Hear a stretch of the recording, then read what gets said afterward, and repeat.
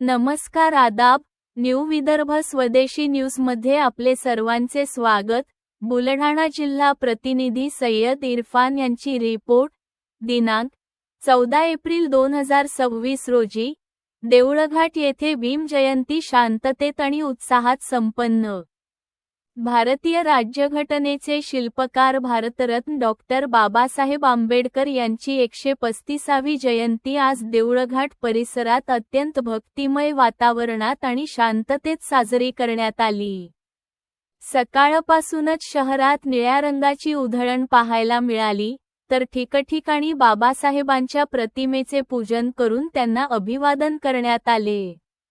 प्रमुख ठळक मुद्दे: प्रतिमा पूजन, स्थानिक भीम अनुयायांनी एकत्र जमून डॉक्टर बाबासाहेब आंबेडकरांच्या प्रतिमेला पुष्पहार अर्पण केला।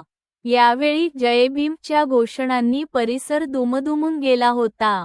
शांतता समितीचा पुढाकार: स्थानिक प्रशासनाच्या मार्गदर्शनाखाली आणि शांतता समितीच्या सहकार्याने संपूर्ण सोहळा शिस्तबद्ध पद्धतीने पार पडला।